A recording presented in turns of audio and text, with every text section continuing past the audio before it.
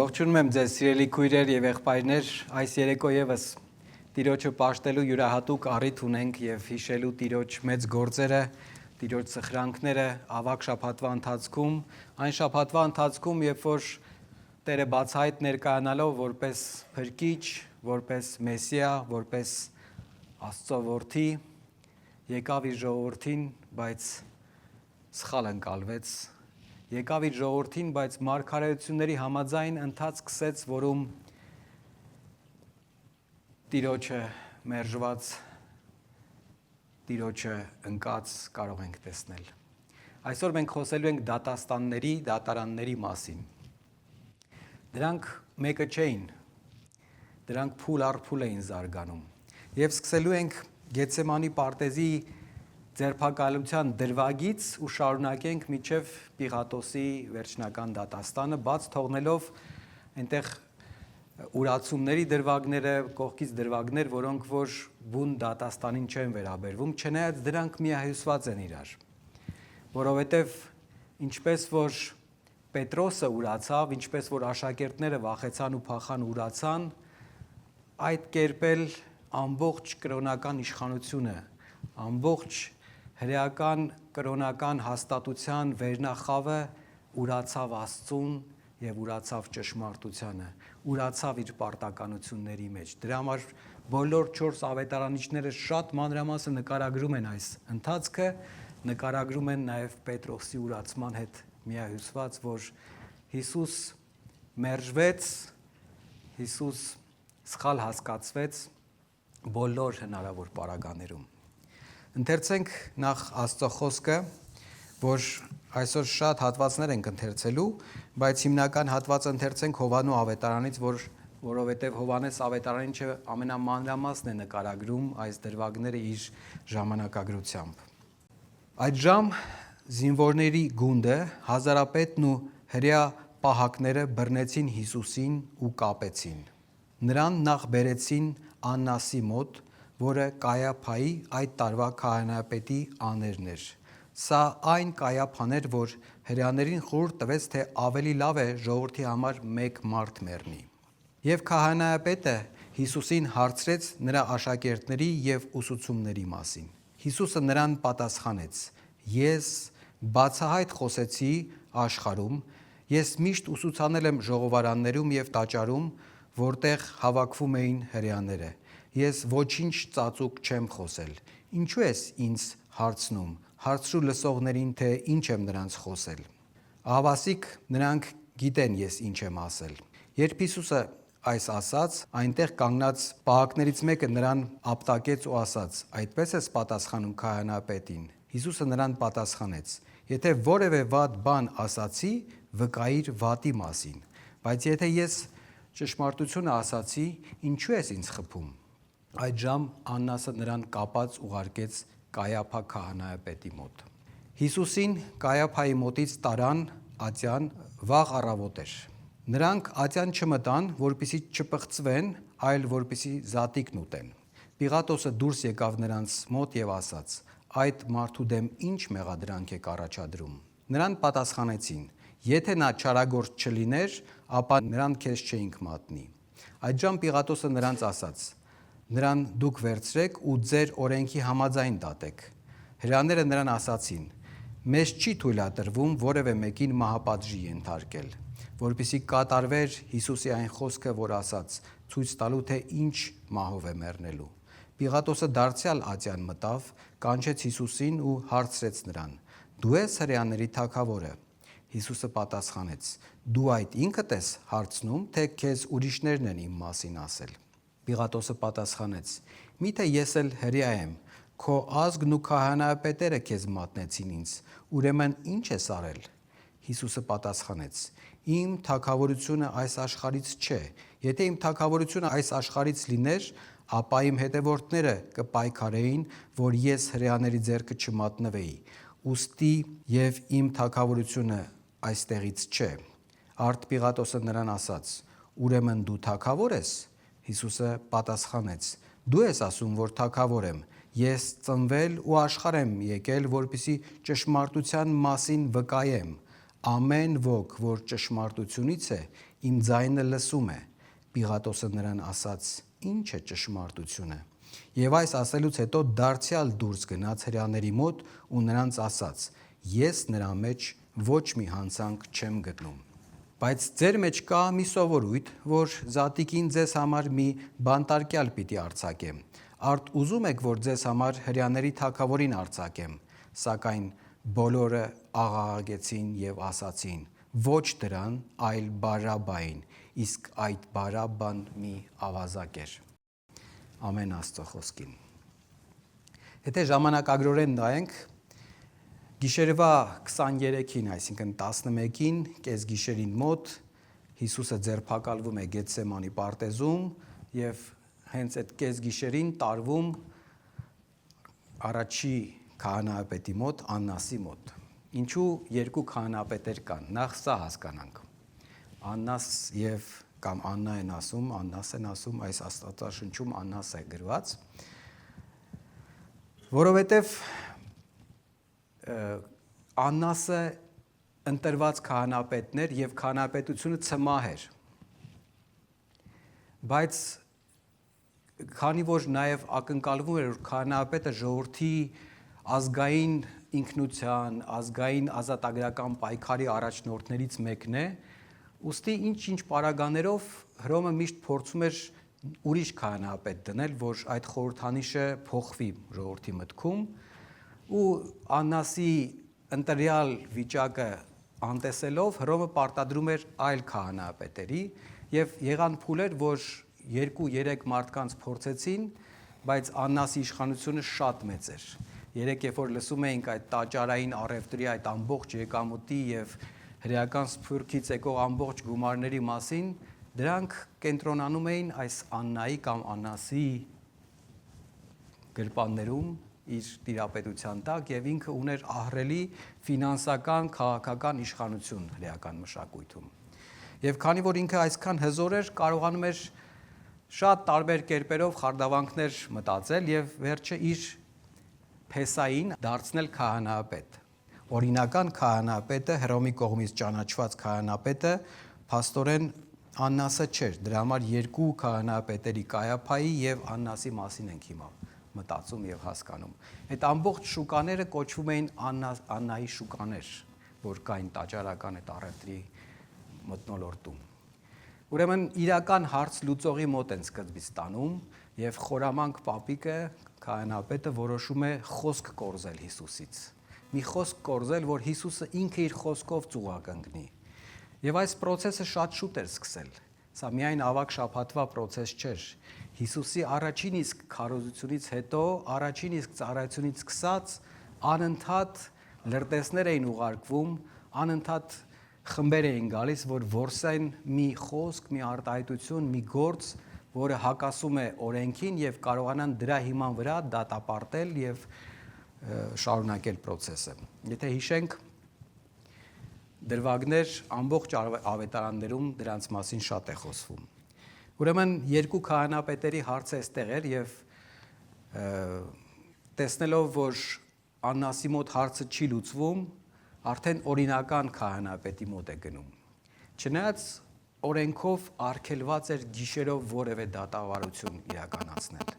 Հրեական օրենքը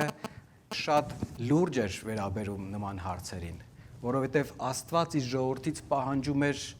դատարաններում, դատերի հարցում նամանավանդ մահապատժի ենթարկվելու աստիճանի կարևոր դատերի հարցում լինել բացառիկ, բացարձակ անաչառ, բացարձակ ճիշտ, բացարձակ արդար։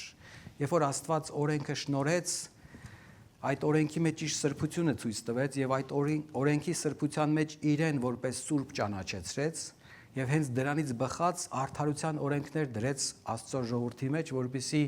Աստծո ժողովուրդը այդ կերպով Աստծուն մոտենալ կարողանա, այդ կերպով սրբագործվի, արդարության ճանապարհների մեջ քայլի,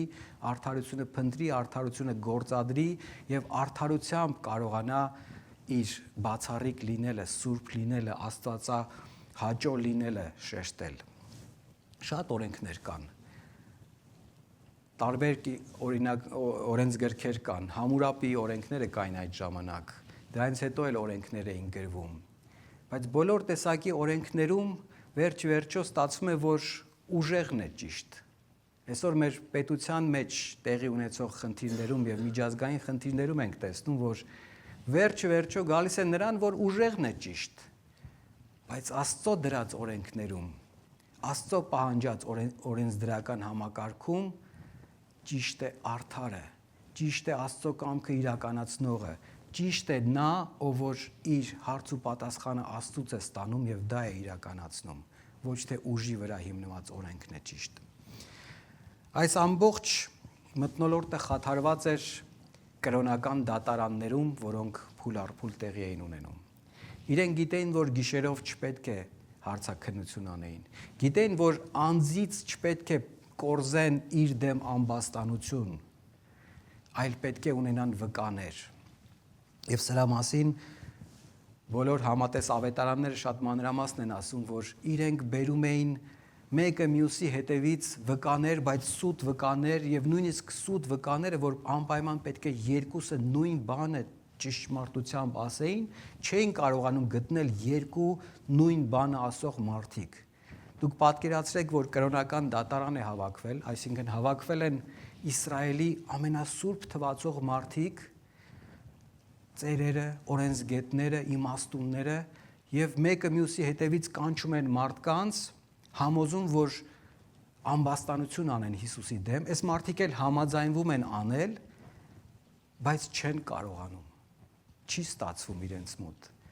Իրենք իրար հակասում են, չի գտնվում երկու նույն ճշմարտությունը ասող մի զույգ, որ կարողանան դրա հիման վրա ասել վերջ, գտանք, մեղավոր է։ Ուրեմն նորից խարդավանքների են դիմում եւ փորձում են այնպես անել, որ Հիսուսը ինքը իր դեմ ինչ որ մի ամբաստանություն խոսի, ինչ որ մի բան ասի, որի հիման վրա որ կկարողանան գտնել մի կեղտ, մի բիծ, մի արատ, որով որ կարողանան ամբաստանել։ Ուրեմն, երբ որ նայում ենք ավետարանում, ասում է քահանապետը եւ ամբողջ ատյանը Հիսուսի դեմ սուտ վկայություն էին փնտրում, որպեսզի նրան սպանեն եւ չէին գտնում, չնայած որ բազում սուտ վկաներ էին եկել։ Վերջապես երկու հոգի մոտեցան եւ ասացին. «Սա ասում էր, ես կարող եմ Աստծո տաճարը քանդել ու 3 օրում կառուցել»։ Այս իսկապես ասված բառերը, որ էլի կտրված էր կոնտեքստից,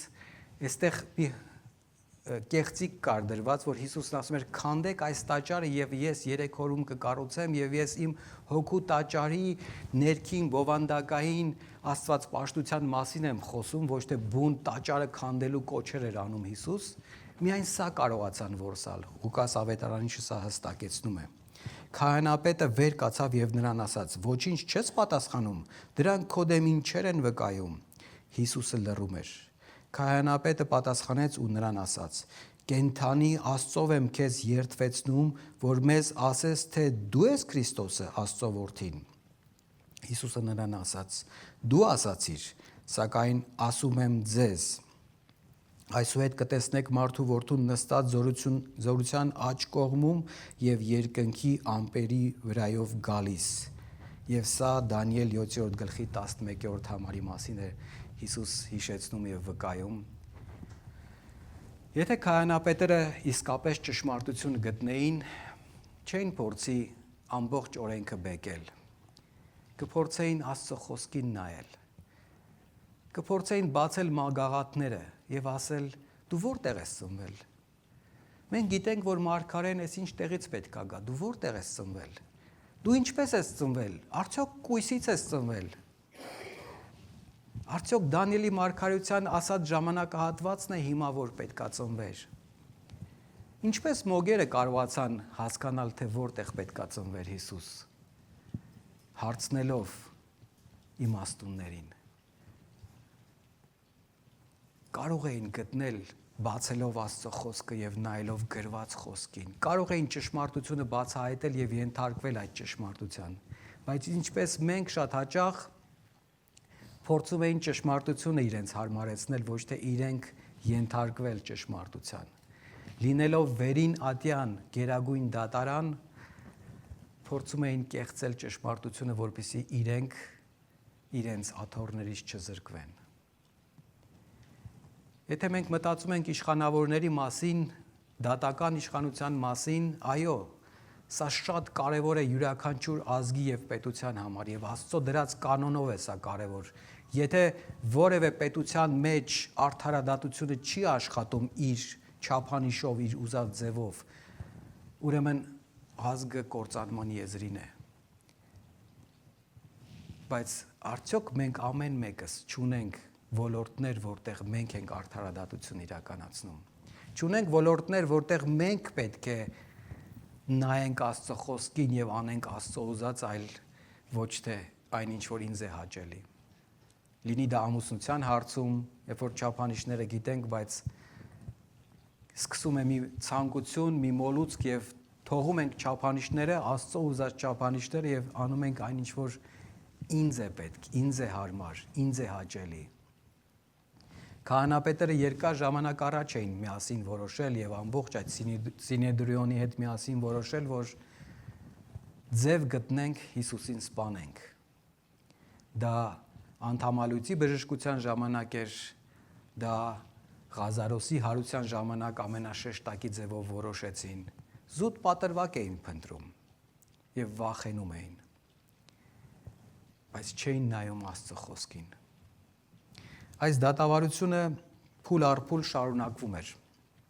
Երբ որ արդեն իրենց համար վերջնական որոշեցին, որ մեղադրանքը գտել են, հիմա մնում է, որ համոզեն,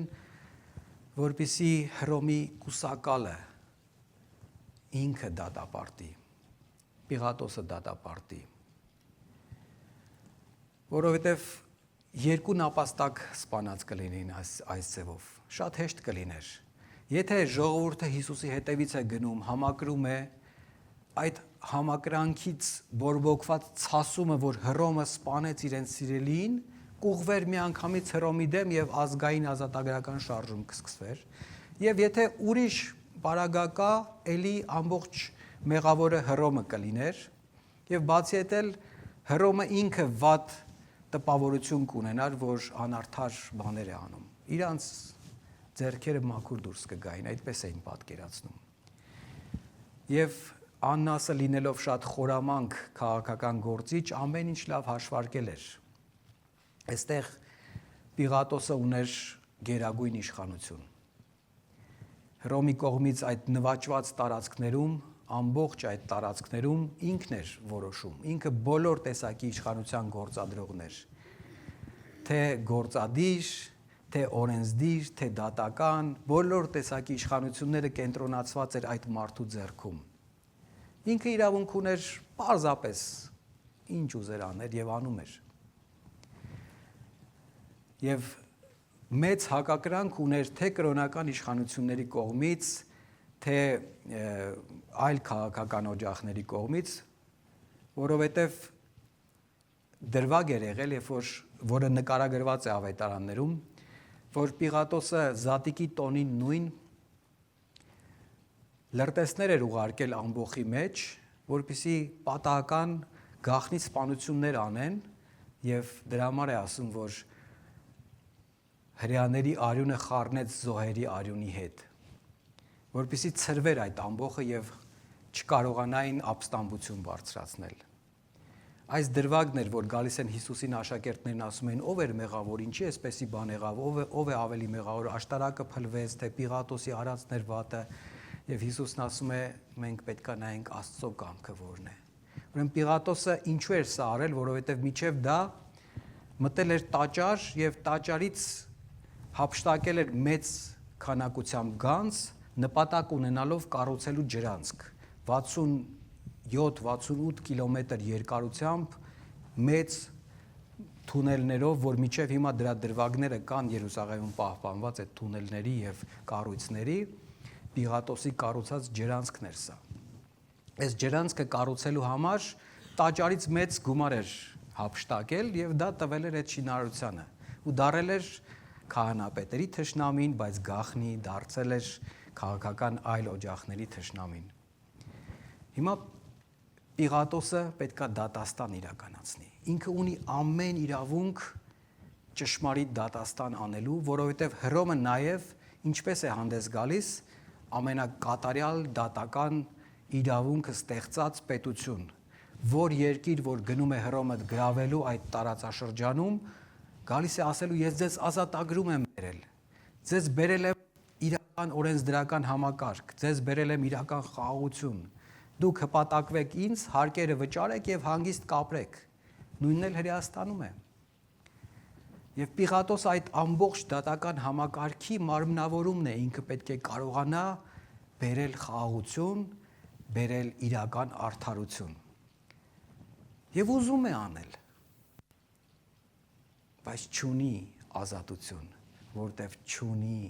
Աստծո հանդեպ երկյուղ, ունի երկյուղ ամբոխից, ունի երկյուղ իր ղեկավարներից, ունի երկյուղ մտածածին կուրքերից եւ աստվածներից, բայց Աստծուց երկյուղ չունի եւ չի կարողանում անկեղծ եւ անարատ, անկեղծ եւ անաչառ դատաստան իրականացնել։ Բերում են Պիղատոսի առջև հարցը սկզբից, սկսում է քննել հարցը, հասկանում է, որ այս մարդը արդար է։ Հիմա առաջին իսկ դրվագում որոշում է այս հարցից խուսափել, պրծնել այս հարցից։ Դու որտեղացի ես, ինքը շատ լավ գիտեր, Գալիլեացի ես, հա, ուրեմն խնդիրը իմը չի, գնա քո ղեկավարի մոտ, գնա այնտեղ, որպեսզի ես ազատ լինեմ, գնա Հերովդեսի մոտ, Հերովդես Անտիպասի մոտ։ Հերովդես Անտիպասի դրվագը Ղուկաս ավետարանում է նկարագրված եւ դա արդեն առավոտյան 7-ից 7:30 դրվագն է։ Եվս մի դատաստան, եվս մի իրականություն, բայց թագավոր, որը հրեաների այդ տարածաշրջանի թագավորն է, Հերովդեսն է, պետք է կարողանա ճշմարտությունը պարզել, բայց իրան հրաշքներն են հետաքրքրում, իրան ֆոկուսներն են հետաքրքրում, իրան զվարճանքն է հետաքրքրում, ճշմարտությունը չի հետաքրքրում։ Սկսում է Հիսուսից հրաշքներ խնդրել, Հիսուսից ֆոկուսներ խնդրել։ Հիսուսը լուռ է, իրական դատավորը լուռ է, սպասում է տեսնել այս ֆարսը, մարդկային բոլորի տեսակի դատաստանների, մարդկային բոլոր տեսակի պայմանավորվածությունների ֆարսը ուր է հասնելու, որտեղ է լինելու դրա գագաթնակետը։ Հերովդեսը նորից ծաղրում է, հագուստներ է տալիս եւ հետ է ուղարկում նորից Պիղատոսի մոտ, ասելով, որ ես էլ գլուխ չհանեցի այս խնդրից։ Հիմա Պիղատոսը ամեն ինչ ուզում է անել, որ արդարությունը պահի եւ ամբոխ կա այնտեղ, բայց այս ամբոխը արդեն ուղղորդվող ամբոխ է։ Ամեն խոսքերը սովորեցված են, ինչ որ Պիղատոսը փորձի անել, ինչ որ ասի, դուք սա կասեք, այսպես կգորակ, այսպես կպատասխանեք, կառավարվող ամբոխ է։ Պիղատոսը ասում է, ուղարկենք ծեծելու Հիսուսին եւ գանակոծելու 3 չափ ունեին, տարբեր հանցանքներից, տարբեր չափի հանցանքներից կախված։ Առաջի տեսակի գանակոծումը, որ փոքր հանցանքների համար էր արվում, էլի նույն գործիքներով, էլի երկար այդ կաշվի ծայրերին ոսկորներ կամ երկաթի գնդեր էր լինում, որով հարվածում էին եւ դրանք պոկում էին մաշկը, միսը, մկանները, բայց մի քանի հարված էին տալիս։ Երկրորդ տեսակի ժամանակ շատ ավելին էին տալիս, որ մեծ վնաս պատճառեն, բայց չսպանեն, այդ երրորդ տեսակը կատարում էին հենց խաչելությունից առաջ։ Պիղատոսը Հիսուսին 2 անգամ է ուղարկում գանակոծելու։ Մեկը, որպեսզի ցույց տա ժողովրդին, որ չէ, սա հանցագործ չի, թույլ մեկն է, ոչ մի վտանգ չի ներկայացնում, եկեք բաց թողեն գնա, բայց երկրորդը արդեն ըստ օրենքի խաչելությունից առաջ տեղի ունեցող գանակոծումն է, որի արդյունքում անձը ամբողջովին անգործունյա է դառնում, թե հոգեբանորեն է ցավից, թե ֆիզիկապես պատրված մկաններից, այդքան շատ հարվածներից չի կարողանում որևէ հակազդեցություն ցույց տալ եւ հանգիստ, այսինքն հանգիստ այն իմաստով, որ առանց հակազդեցության պատրաստ է խաչվելու։ Եվ դրա պատճառով է, որ Հիսուսը չի կարողանում խաչափայտը կրել, արդեն մկաններ չի մնացել վերջի գանակոծումից։ Պիղատոսը պատրաստ է ամեն բան զիջել, բոլոր տեսակի արդարությունները զիջել, բայց փիլիսոփայական զրույցի մեջ է։ Որ է ճշմարտություն, ինչ է ճշմարտությունը, բայց դու ես ճշմարտության աղբյուրը, դու ես ճշմարտություն պահողը Պիղատոս, դու չես կարողանում ինքդ որոշել, որն է այստեղ ճշմարտությունը։ Հիսուս բացատրում է, կա ճշմարտություն, ճշմարտությունը հստակ է, ճշմարտությունը ունի աղբյուր, ճշմարտության աղբյուրը ես եմ եւ իմ ամբողջ ով լինելը եւ Աստծո հայտնությունը իմ մեջ ներկայացված է։ Պիղատոսին նույնիսկ կինն էր փորձում հետ համոզել, եթե հիշում եք։ Ասում էր երազ եմ տեսել, այս արդարի հետ գործ չունես, որ իրավունք չուներ որևէ մեկը միջամտել դատաստան իրականացնող վերին ատյանի դատավորին ու ինչ-որ մի լուր հայտնել կամ ինչ-որ մի միջամտություն անել։ Սա մահապատժի ենթակա հանցանք էր, որ կինը գործեց։ Բայց նույնիսկ այդ ռիսկի դիմեց, որպեսզի կարողանա կանխել այս չարիքը, որ հիմա ամուսինը պետքա գործի։ Եվ բոլոր տեսակի իշխանությունները իր մոտ կուտակած անձը անկախ չէր, որովհետև քահանապետեր իրեն ասեցին, եթե այս մարդուն չդատապարտես, մենք քո ղեկավարությանը կասենք, որ դու Կայսրի ընկերը չես։ Եվ սա պատահական չի, որովհետև Պիղատոսը կոչվում էր Կայսրի ընկեր։ Ինքը այդ պաշտոնը ստացել էր Կայսրի ընկեր լինելով։ Եվ սա վերջի մեղն էր իր տապալման, որ խփեցին, որովհետև ծնկները դողաց այդ լուրից, ոնց թե ես Կայսրի ընկերը չեմ, ոնց թե կհայտնեն, կասեն մեկը, որին բռնել էին Կայսրի դեմ հանցագործության մեջ, հիմա Պիղատոսը իրան չի ուզում դատապարտի, չի ուզում մահապատժի ենթարկի, ուրեմն քո իշխանությանը Կայսր, Պիղատոսը հանցանք կամ Պիղատոսը որոշակի անհանդուրժողական դիրքում է, սասանել է պատրաստ քո իշխանությունը։ Այս ամբողջ իրավիճակում Հիսուսը շատ հանգիստ էր։ Եթե նայում ենք շուրջը, բոլորը փոթորկուն են, գիշերով վազում են այս կողմ, այն կողմ, վկաններ են փնտրում քահանապետերը, իրար տնից տուն են ուղարկում, Հերովդես Անտիպասը փոթորկուն է, Պիղատոսը իր կինը, իր ամբողջ ընտանիքը ու պրետորիական գվարդիան փոթորկի մեջ են, բոլորը չգիտեն ինչ է կատարվում իրենց շուրջը, բայց Հիսուս ամենախաղաղ վիճակում է, որտև նախորդ գիշեր աղոթել է, ընդունել է Աստծո կամքը, հանդարտ է, գիտի ինչ է կատարվում, գիտի ինչու է կատարվում եւ այս ամբողջ իշխանության տերը հիմա ինքն է։ Երբ որ Պիղատոսը փորձում է սթափեցնել Հիսուսին, դու չգիտես ում առջև ես կանգնած, ես եմ քեզ հարցնում, դու ինձ պետք է պատասխանես։ Հիսուսն ասում է, դու ոչ մի իշխանություն էլ չէիր ունենա, եթե քեզ տրված չլիներ։ Քեզ վերապահված է սա։ Եվ Հիսուսի այս հանդարտությունը հստակեցնում է նաև մեզ համար, թե ով է իրական դատավորը։ Այս իրական դատավորի խոստումները, այս իրական դատավորի ներկայությունը, այս իրական դատավորի անաչառությունը այսօր էլ մեզ են հիշեցնում, որ եթե դու արդար ես, մի վախեցի, ամբողջի խոսքերին մի տրվի, մի զիջի քո չափանիշները, պահի այդ արդարությունը, փնտրի Աստծո խոսքի մեջ, փնտրի Հիսուսի կյանքի մեջ, Հիսուսի որոշումների մեջ, ու քո արդարությունը դուրս կգա, ու ամեն բան իր տեղը կլինի։ Պետք չի քաոսի մատնվել, պետք է հանդարտության մեջ Հիսուսին փնտրել։ Եվ Հիսուս շատ հստակ է ցույց տալիս, թե Պիղատոսին, թե բոլոր տեսակի դատաստաններին, որ իրական դատավորը ամբողջությամբ է նայում իրավիճակին, ամեն բան գիտի ու հստակ գիտի։ Սիրելիներ,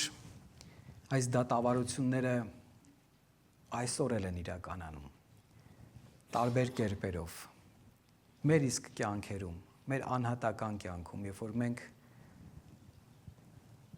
որոշում ենք մի բան անել, հետո սկսում ենք դա համեմատել Աստծո խոսքի հետ մեր ուզած ձևով, հարմարեցնել Աստծո խոսքը մեր արդեն որոշածին, գտնել բաներ, որ դե Աստծո խոսքում սա էլ է ասվում, դու գիտես, որ սխալ բան ես անում, գիտես, որ Աստծո խոսքին դեմ է, Աստծո կամքին դեմ է, արդար չի, անարդար է, բայց որպեսզի քո որոշածը իրականանա, դու նաև շատ լավ իմանալով Աստծո խոսքը գտնում ես մի համար, մի արտահայտություն, որ հենց դա կարդարացնի։ Ու տեղի է ունենում այս անարդար դատարանը քո կյանքում։ Տեղի է ունենում Աստծո խոսքը նենգափոխելով դատարան, որ իրականացվում է քո կյանքում։ Ոնց որ քահանապետերն էին անում, ասում էին, տեսեք, ինքը Աստծուն հայհոյեց, ինքը իրեն Աստծո որդի կարգեց։ Այո, եթե ինչ-որ մեկը իրեն Աստված հռչակեր, Աստծուն հայհոյած կլիներ, բայց Հիսուսի ասածը ուրիշ բան էր, եւ իրենք մնացած բոլոր Աստծո խոսքի հորդորները մի կողմ էին դրել հասկանալու Հիսուսի ասածը։ Հենց այս նման նուրբ տեղերում է, որ մենք երբ որ մի բան որոշել ենք եւ մեզ տարբեր կերպերով հորդորներ ենք ստանում Աստծուց, թե մեր հոգեվոր եղբայրների, քույրերի կողմից, թե Աստծո խոսքը բացելուց, թե մենիկ պահանելուց, որ չէ, սա մի արա, սա վնաս է քո հոգեվոր ընթացքին, սա վնաս է քո այն կեցվածքին, որը պետք է Աստծո փառք բերեր։ Մենք խլեցնում ենք այդ ձայնը եւ փնտրում ենք մի ուրիշ համար, մի ուրիշ տեղ, մի ուրիշ բան, որ մեզ օգուտ կտա, մեզ երաշխիք կբերի, որ չէ, ես լավ բան եմ անում։ Շատ հաճախ էր լինում պատանյաց ճամբարում, որ պատանիները ասում էին, որտեղ է գրված Աստծո խոսքում, որ ծխել չի կարելի։ Առաջնորդները լավ կհիշեն այս դրվագները։ Աստված ասում է, դու Սուրբ Հոգու տաճար ես։ Քո մարմինը կարևոր է, որ առողջ լինի, որպեսզի դու կարողանաս քո լավ գործով, լավ վարքով, արդյունավետ ծառայությամբ Աստծուն փառք բերել։ Դրանից ամեն շեղում տարբեր չափերով, տարբեր կերպերով սխալ է, հասկացիր եւ ընդունիր։ Սա փոքր բան է, որի մասին օրինակ եմ բերում, բայց նման բաներ ինչքան շատ կան մեր կյանքում, որ մենք փորձում ենք գտնել երաշխիքներ, ապացույցներ անելու մի վատ բան, որ արդեն իսկ որոշել ենք, անկախ նրանից, թե դա հետևանքը ինչ կլինի։ Հիսուսի դատաստանները մարդկային բոլոր տեսակի արդարության տապալման մասին են ասում։ Հիսուսի դեմ իրականացված այս դատաստանները իրենց բոլոր փուլերով ցույց են տալիս, որ մարդը միշտ տարբեր շահերից, տարբեր ճնշումների ներքո պատրաստ է զիջել ճշմարտությանը։ Բայց երբ որ մարդ ապրում է Աստծո խոսքով, երբ որ վստահում է Քրիստոսին եւ Քրիստոսի դատաստանից է վախենում, ահեղ դատաստանից, որ նկարագրված է Հայտնության գրքում, 10 անգամ կմտածի նոր կփորձի զիջել ճշմարտությանը։ Եկեք մենք այս դատաստանների օրինակից մեր համար դաս քաղենք, որ կա ճշմարտություն, որքան էլ որ ժամանակակից փիլիսոփայությունն ու աշխարհը փորձում է համոզել, որ ճշմարտությունը օբյեկտիվ չի, ամեն մարդ իր համար ունի ճշմարտությունը սահմաններ չունի կամ դրանք շատ լղոզված են, Հիսուս մեզ իր դատաստաններով իսկ ասում է, կա հստակ ճշմարտություն։ Այդ ճշմարտության սահմանը գծողը Աստված ինքն է, եւ դա գրված է իր խոսքում, եւ դա անբեկանելի է։ Ամեն։